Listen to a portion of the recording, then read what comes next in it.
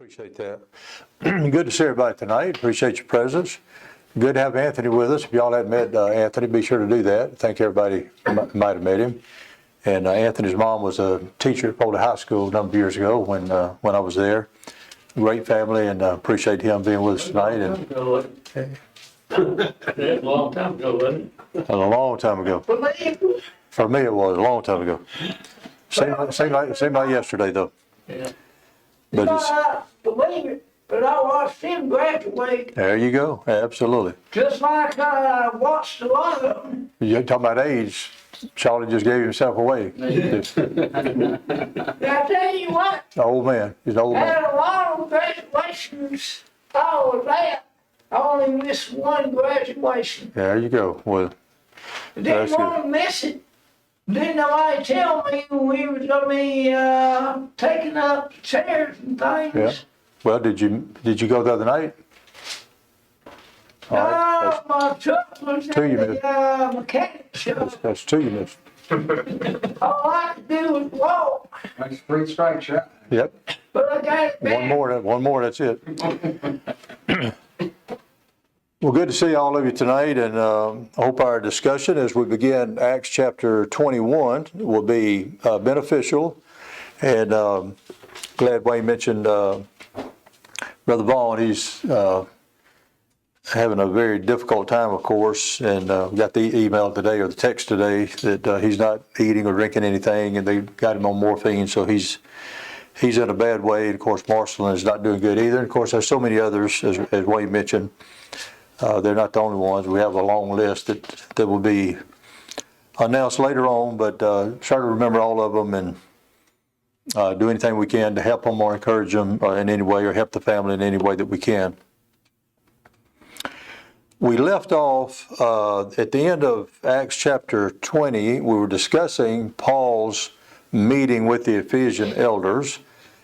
He was at Miletus at the time. He didn't take time to go to Ephesus to meet with them. He called for them, met with them, gave them some strong admonitions about how to carry on the work and to make sure that they took heed to themselves, the elders themselves, and to the flock, that they were overseers. And that's basically in verses 28 to 31.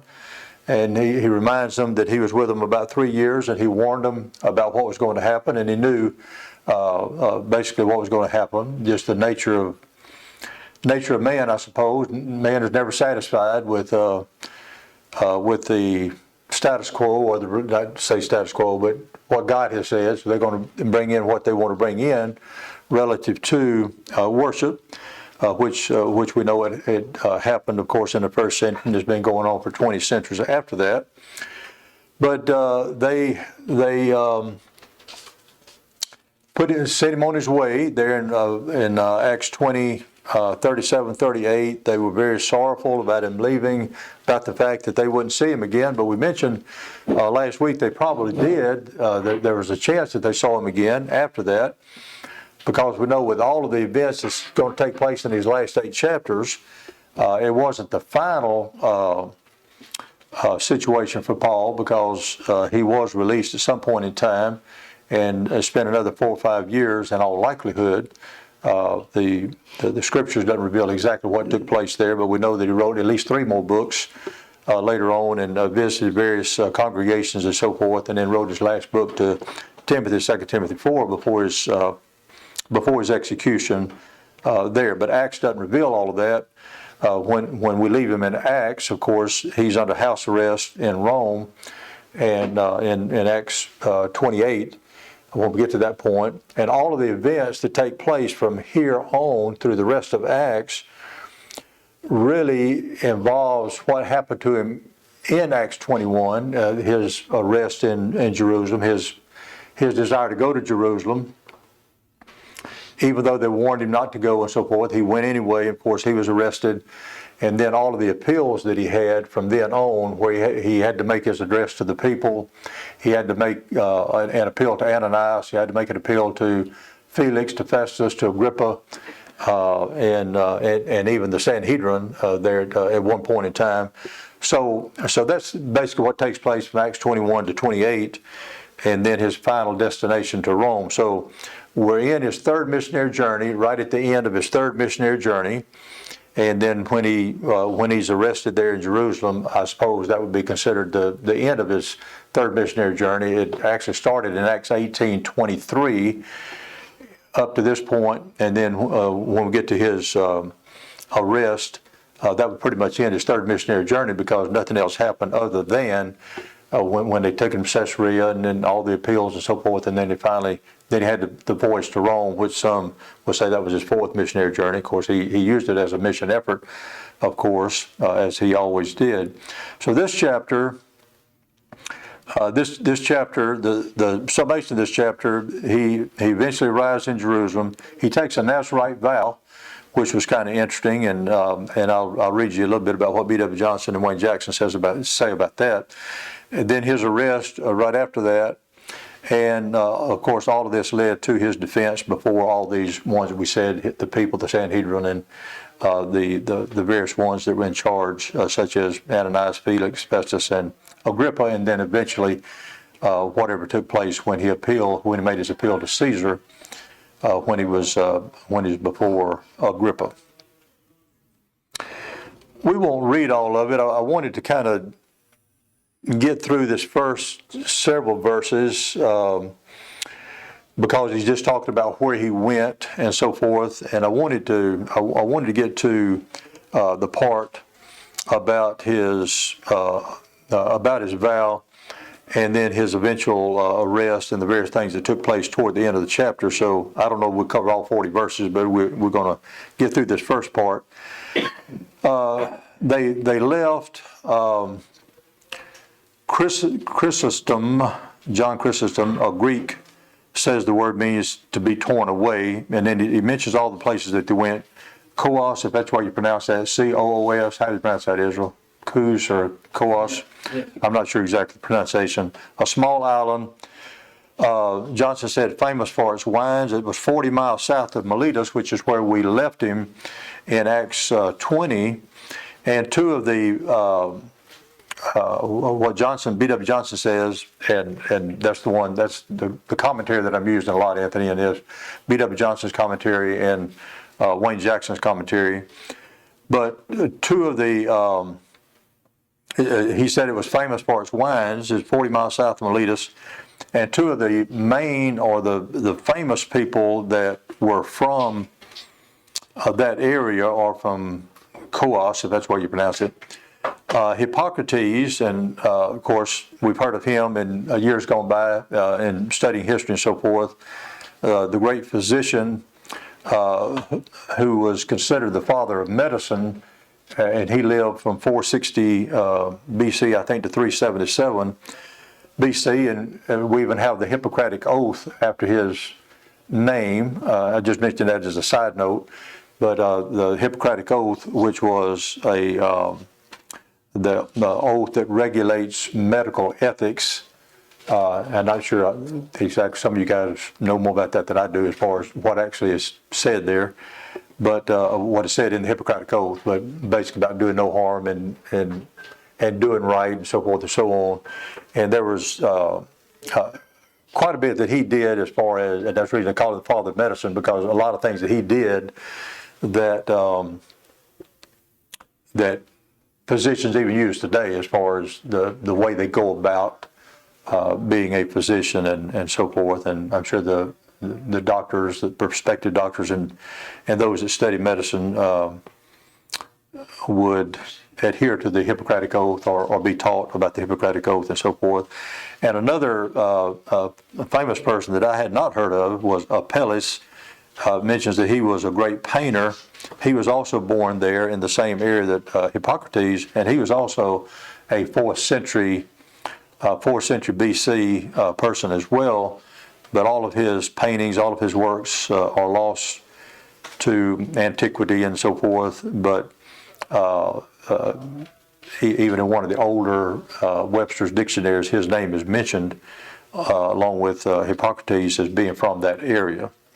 So I just said that kind of is where he was. Just a little bit of background. Of course, they lived 300 or 400 years prior to Paul coming on the scene. So And then the next day they left, they went to Rhodes. You can just kind of look at that, those first 7 or 8 verses, if you want to. I didn't want to read that and belabor the point, but Rhodes was noted for its beauty, and also Johnson says that Rhode Island was named after Rhodes. That's where it got its name, I guess, the first name in their title, or what it was called, like Alabama, Rhode Island, and it was named after Rhodes. Then went to Patara, on the coast of Lydia, took another ship. Finding a ship, they went to Phoenicia, went to the capital of Phoenicia, which is Tyre. They discovered Cyprus and went close by Cyprus. Paul was there about 14 years before on his first missionary journey, and that's recorded in Acts chapter 13. They left there, went to Syria, and then and he mentions Tyre a little bit more about what a great city it was at one time, a considerable city, had a lot of glory. It had an ancient, glorious past. It had kind of faded later on after Alexandria and Antioch kind of took over as being more important cities as far as commercial centers and so forth and so on. So Alexandria and Antioch kind of supplanted Tyre, Tyre, and Johnson mentioned that a lot of the ruins are beneath the sea and can be seen through the waters, and he wrote that in the 1890s. They found disciples,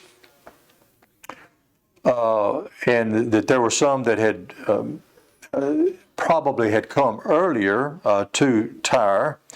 And this is mentioned in Acts 11, in Acts 11:19, that the preachers came to Phoenicia, of which Tyre was the capital, and probably planted the church at that time. Paul tarried and made sure that he was there on the Lord's Day, and this is the third time that this is mentioned in the Scriptures about him tarrying or waiting 7 days, that he found brethren there, of course.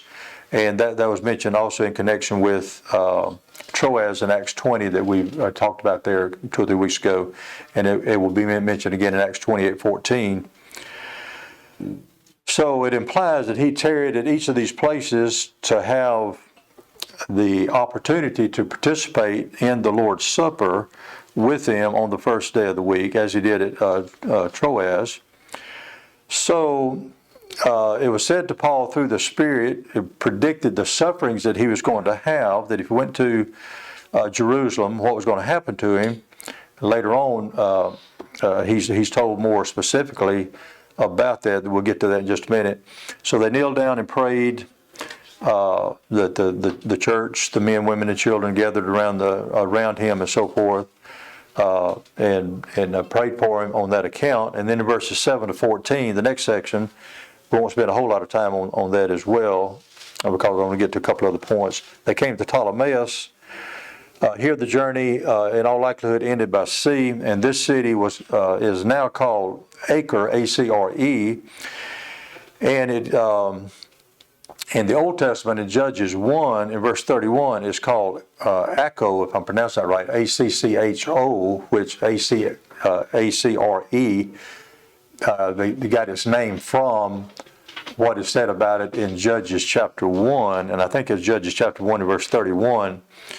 And so the modern name, Acre, A-C-R-E, came from that word. It had the name Ptolemais for several centuries after Ptolemy Soter, and Ptolemy, P-T-O-L-E-M-Y, Soter, an Egyptian king who rebuilt it. And he reigned right after Alexander. He was a general of Alexander the Great, and he reigned right after Alexander the Great, actually from 304 to 283 BC. And so the name Ptolemaeus came from Ptolemy at that point in time. And then they came to Caesarea, a distance of about 30 to 40 miles away from Ptolemy. Paul had been there twice before. That's in Acts chapter 9 and verse 30 and Acts 18:22. And of course, Caesarea is the main city or the main church that helped Paul launch out on his various missionary journeys, and where they were first called Christians and so forth. So it was a very significant place. And they entered into the house of Philip, and this was kind of interesting because way back in Acts chapter 6, of course, we find Philip being very prominent in the church. He was selected as one of the 7 to help take care of the Grecian widows that were being neglected in the ministry, and it says a lot about him being full of the Holy Spirit and a good name, good report, and so forth and so on. And then there's quite a bit about him in Acts chapter 8, the whole chapter basically about him in Acts chapter 8, after Stephen was stoned, and then Philip went down to Samaria and preached the gospel to the Samaritans, and many of them believed and so forth and obeyed the gospel. Simon was among those, and we know the story about Simon. We won't rehearse all of that. And then later on in the last 14 to 15 verses, find him going to preach to the Ethiopian eunuch. So he was very prominent in the church at that point in time. But when we left him in Acts 8, in the last couple of verses, it said that after Philip went on his way rejoicing, then he went to Azotus and then wound up in Caesarea. And this was 25 years before. So now in Acts 21 verse 8, he's still in Caesarea. So evidently he had lived there, I guess, for that 25 years, or at least that's the implication, that he had lived there during that period of time. And it was kind of significant in that he also had 4 daughters that prophesied. And of course, we know we have some others of the female sex were prophets. Deborah was mentioned as one, and Huldah in the Old Testament mentioned one, and Elizabeth and Anna and the daughters of Philip or ones in the New Testament. And then they met a prophet named Agabus. He's also mentioned in Acts 11:28 as a prophet. And he had probably come down to meet Paul on this occasion. He took Paul's girdle, and this was where they really tried to influence him not to go to Jerusalem, because he said that he bound his own hands and feet with the girdle or belt or sash of some kind, and said that that's what they're going to do to the man that owns this girdle or this sash or this belt. I talked about Paul. So they all of them tried to dissuade him from going to Jerusalem. And of course, he was determined to go. And this was one of those situations where Paul, regardless of the situation, matter of fact, he goes on to say, "Why are you weeping for me? I'm ready to die for Jesus Christ." So he was determined to go, and of course he did, in spite of those that were trying to advise him not to go. And of course, even though you remember one occasion he said that he wanted to see Rome. Of course, he did see Rome, but he didn't see it the way he intended for it. And of course, all of that took place as a result of him going to Jerusalem and being arrested and all the things that took place there. But it had a good outcome in the sense that later on in Rome, it talked about that he preached about the kingdom of God from morning to evening. Some believed, of course, some believed not. But he still had a positive effect on the gospel even there, and almost converted Felix and Agrippa, which almost you persuaded me to be a Christian, and so forth and so on. But we know the story there. We'll get to it later on. Here's what you had a thought. Yes, sir. It's interesting that in Acts 16:7, the Holy Spirit forbid them from going somewhere. And but here, it says that God the Spirit, that he should not go up to Jerusalem in verse 4, but yet Paul is bound and determined to go. Yep. And I just thought it was an interesting thing. It is, yeah. I think Brother Keith has an interesting take on that. If he would have gone, I can't remember the exact point, Brother Keith. What is it? Well, my opinion, and my opinion is not what the human beings. I believe that Agabus and these others were sent by God to keep him from going. And Yeah. that's my belief. And people, and I could be wrong on that. People said, well, you know, it shows great courage, as you just said, and it does. You know, great Yeah. courage, I won't go anyway. But Paul did not have to go to Jerusalem. Right. You know, he was going to take the money to them, the offering, but he could Yeah. let the others go. Yep. And he could have listened to Agabus and not gone, and then gone on back to Rome and Spain as he wanted to go. And then all those other things wouldn't have happened to him. You know, Right. but it's a lesson, and I've always taken comfort that in my view, Paul made the wrong decision here. That's my opinion, but God still turned it around for good, and so I take comfort for that in my own life. When I come up to things and you come to a fork in the road, I need you to do this or this. I take comfort in that whichever way I go, God is going to make it okay. Yeah. He's going to make it good. Yeah. So that's just my opinion. Yeah. And as Yogi Berra said, when you come to the fork in the road, take it, right? Yeah, good point, Keith. Yeah, there's a couple of these guys make a comment about that, about perhaps part of the reason that he went, and I'm not sure exactly, but let me just read what Johnson said about it. It says, there can be no doubt that, let's see, let me go back to a previous statement I think he makes.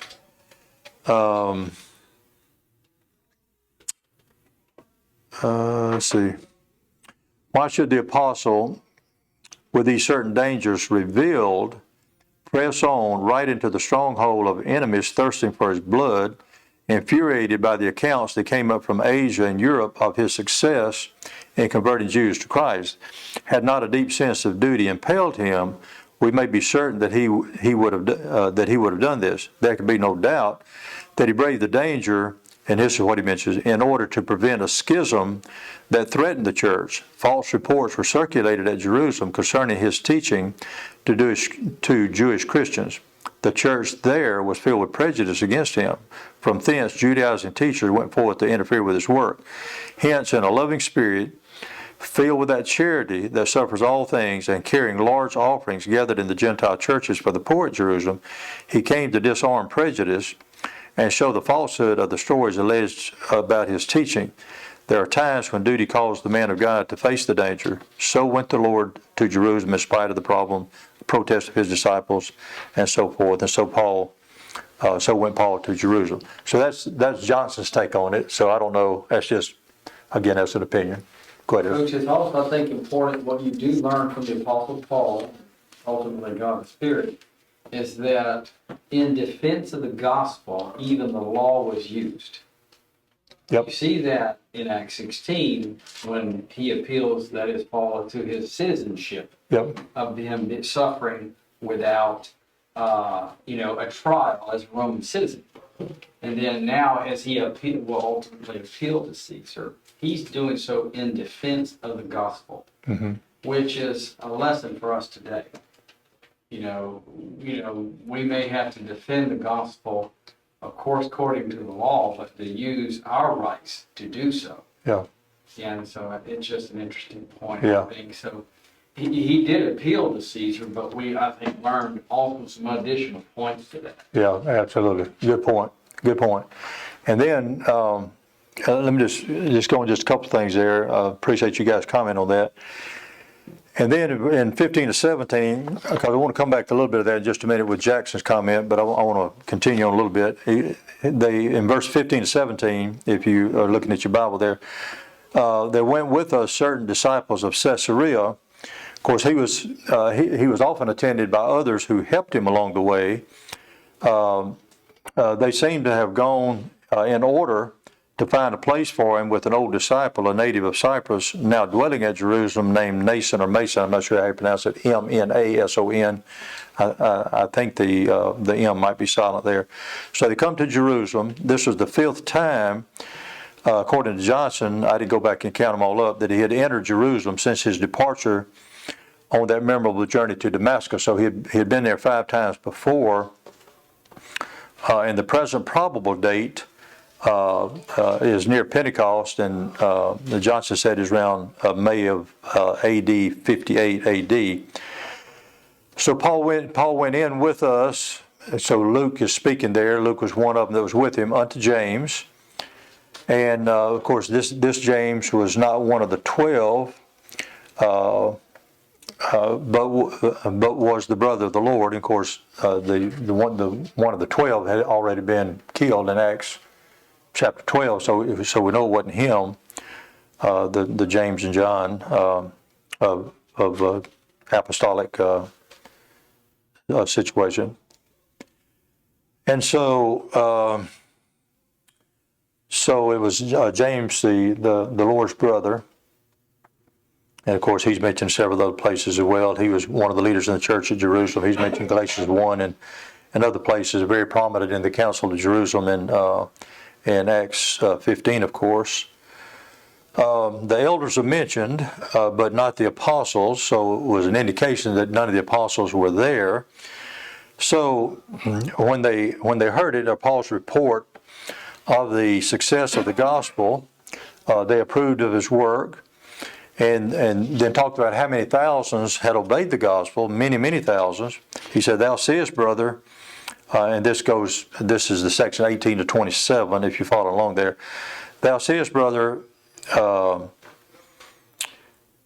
many thousands believe," and Johnson says the Greek actually says how many tens thousands believe. There were not only many thousands of Christians in the Jerusalem church, but had thousands of Jewish Christians who had come up to the feast of Passover. 27 years before, there were 5,000 men who believed in Jerusalem, which is mentioned in Acts 4 and verse 4. So you had 5,000. Now you have evidently tens of thousands from Acts 4 to Acts 21. And then this gets into the situation, and Israel mentioned about the law a while ago, and this was kind of interesting to me, and you guys may have some comments on this as well, about why Paul took the Nazirite vow. And I wanted to kind of get to that just a little bit and get your thoughts on it as well. They are all zealous for the law, and of course, we get the word zealot. We'll get the word zeal from that. In other words, having a lot of enthusiasm, passion, and so forth.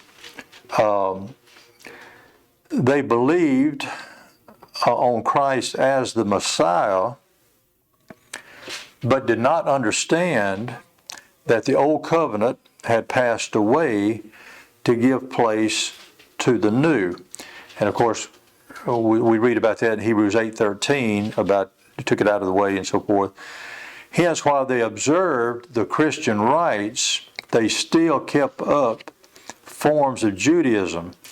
It took a direct interposition, if I pronounced that right, of the Spirit to teach that the Gentiles were entitled to baptism without circumcision. Of course, we read about that in Acts 10, about Cornelius and his household. It required a council in Jerusalem to settle the question that Gentile Christians were not to keep the Jewish law. God taught the church lesson by lesson, but up to this time that at Jerusalem, they had not yet learned that they were totally free from the obligation to keep the law of Moses. So Paul, in advance of the rest, had learned that the Jewish forms were not to be imposed upon Gentiles, were not an obligation upon Jewish Christians, but Johnson and Wayne Jackson mentioned this, but he still observed them, at least in part, himself, and so far from bidding Jewish brethren to forsake Moses, he circumcised Timothy, which we talked about, and I think Israel mentioned in Acts, I think it was at Acts 16 when that occurred. I think it was. And then, but there are several other things that Paul mentions about that. And I thought about that. I thought about that situation and how there's so many things that we can learn a big lesson from Paul in certain situations about this. Let me just read just 2 or 3 verses from 1 Corinthians 9. Go ahead, Charlie. I'm sorry while I'm turning there. All right, Jump in. Romans 15:27, it says, "It has pleased them verily, and debtors they are for if the Gentiles have been made partakers of spiritual things, the duty is also to minister to them in carnal things. Yeah. They need to be paid for what they do. I think that's the reference there, Charlie. 1 Corinthians 9, look at that just a second. 1 Corinthians 9, about verse 18, Paul had something to say about the kind of thing seemingly that was happening with this Nazarite vow that he took. Because some people question why he did that, or why would he take a Nazarite vow when it means nothing? You know, it's kind of like circumcision.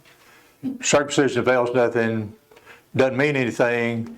Yet he had Timothy circumcised, but he didn't have Titus circumcised. And we have different situations involving that.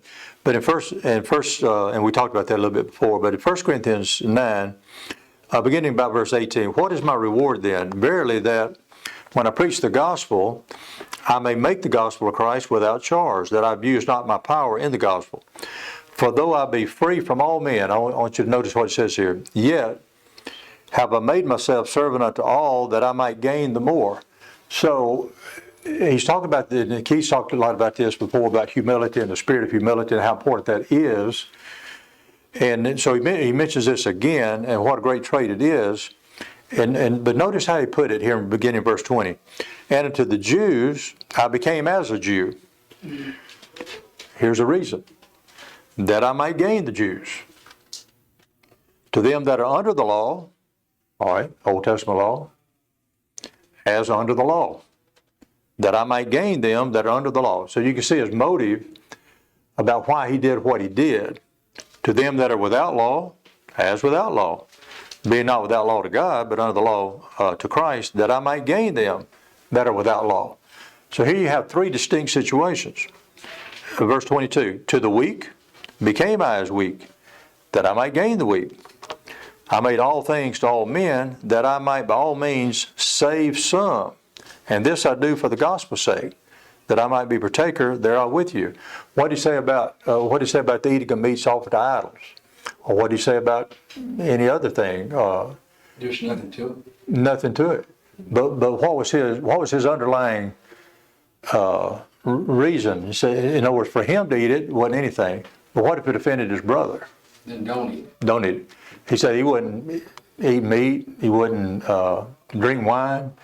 And he says, and he had kind of a catch-all phrase, anything that would cause my brother to stumble or be offended or be made weak.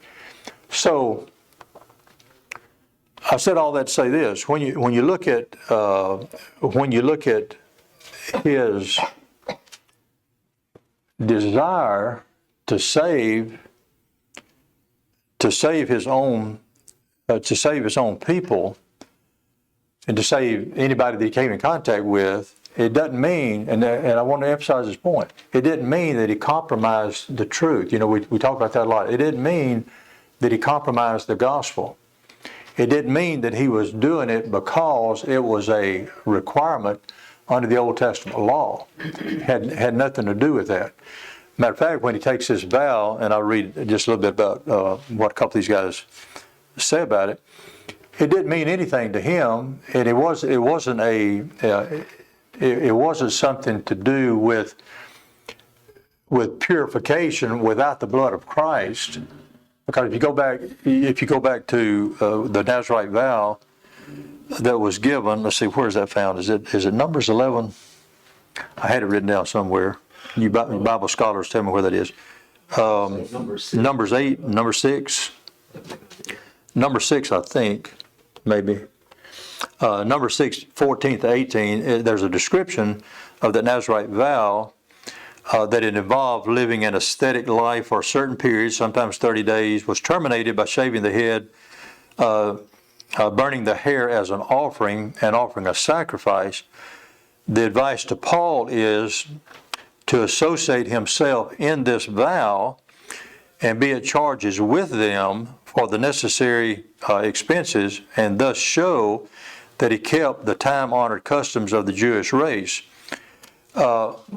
but the situation with all of the things to do with any of the Old Testament things about what the Gentiles had to do and so forth and so on, except to be circumcised, you can't be saved.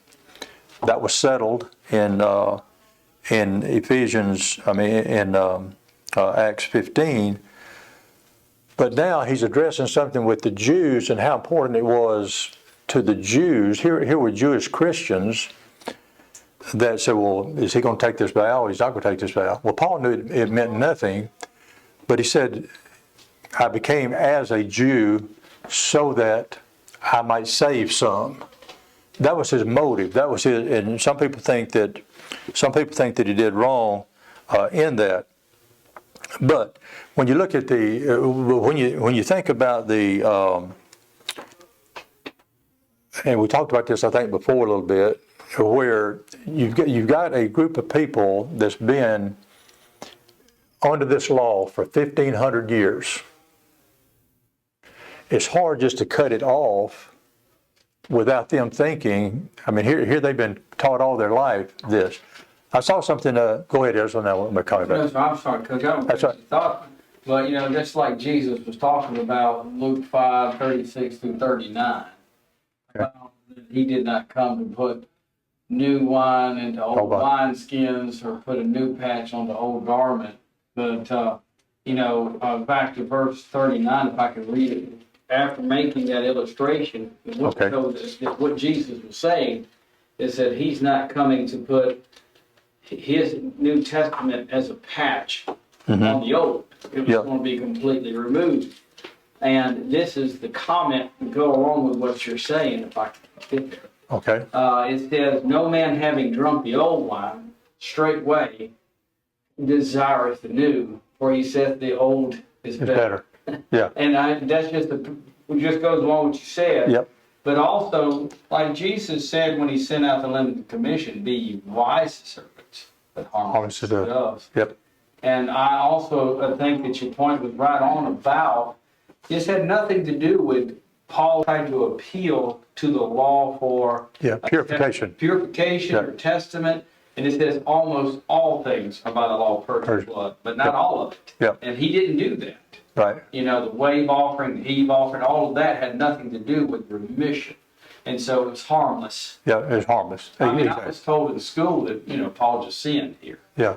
And Well, as a matter of fact, see, Johnson and Jackson talked about some that think that he sinned, that he did wrong in what he did. And that's the reason I wanted to bring that up. That's the reason I wanted to get to that point, because I wanted what you guys thought about it. But let me just say what Johnson makes another comment or two. He says, the fanaticism of the Jewish nation, which broke out in war a few years later, was growing intense. The national feeling in the church had to be handled with great care. It would not do for the church to believe that Paul had become a renegade from their race. Paul, and this is the point that he made, Paul, aware of all these difficulties, generously complied for the sake of peace and unity. We cannot be certain that the advice was just right, or that Paul did just right to comply, but these grand men acted according to the knowledge, and the record of Acts portrays both the shortcomings and the perfection of his great worthies, I guess talking about Paul and the others. But then when he talks about purifying himself, enter the temple and so forth, but the thing about it is, it wasn't, as Israel said, it had nothing to do with purification in the sense that all these things, Hebrews 9 and other places where it talks about the blood of Christ, washing away sins and all that, had nothing, right. And it's one of those deals where to him it didn't mean anything, as we said before, but he became as a Jew so that in some way he could influence the Jews and not turn them off. And kind of like when he had Timothy circumcised, because Timothy's going with him, he said 2 or 3 times, Galatians 6:15, another place, circumcision avails nothing. It doesn't mean anything, whether you're circumcised or not circumcision. Matter of fact, he talks about abide in the same calling wherein you were called. That's his first, I think it's 1 Corinthians 7, isn't it? Let me get that real quick. 1 Corinthians, yeah, just a minute, Charlie, and I get you. 1 Corinthians 7, I want to say around 18. I'm gonna have to get some stronger glasses. Is any man called, 1 Corinthians 7, 18, is any man called being circumcised? Let him not become uncircumcised.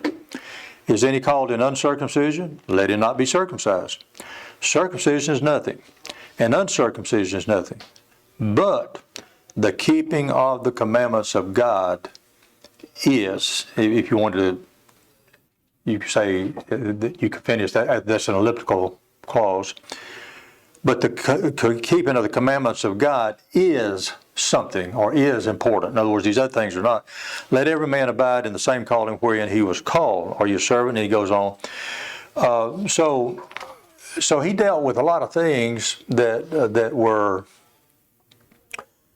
real important to these people. As we said, he had been in there. The religion had been there for 1,500 years. I was watching a show the other day on TV a day or two ago, and it was showing the worship of some of the Hindus and Buddhists in India and other places, and what they actually did and what they actually do. And there's one that was kind of I don't know if you call him a monk or a priest or some official, some big religious official, and the kind of things that they do he would get some type of thing, and they'd mix up some type of potion or whatever, and he would take this down to the river and throw it in the river to appease or to make sure that the I don't know if you call it some type of patron saint or somebody that has control over the waters, would bless them and so forth and so on. Now, if you've been steeped in that type of thing for century after century after century, how do you just drop it just like that? So Paul, knowing all of that, because he was steeped in it too. What did he say? I'm a Pharisee of the Pharisees. If you want to say a Jew, I'm more. And he goes on to all the things that he did in his lineage and his not ancestry, but all the things that he did to persecute the church. He said, to prove my dedication to the law, I persecuted them in every way. I tried to stamp them out. I tried to stamp this sect out. So Paul knew he had been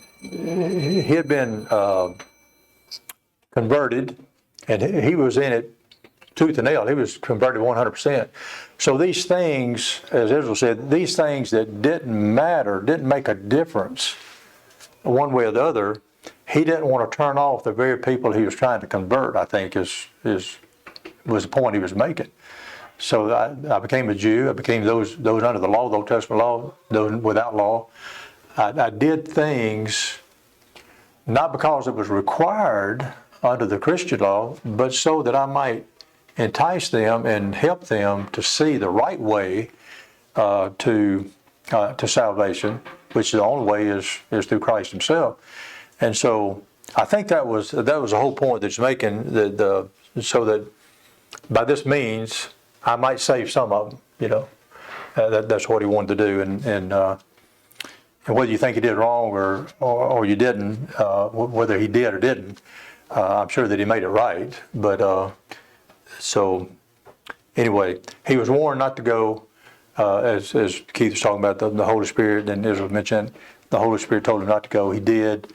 But he confronted all of these things that he had been charged with, and that was part of the reason that he went, to try to clear up that matter and to help the church to see how to proceed with the various difficulties that they were going through. Keep in mind, if this was 58 AD, it had only been 25 years since the Lord had been crucified, so it was the beginning of everything, pretty much.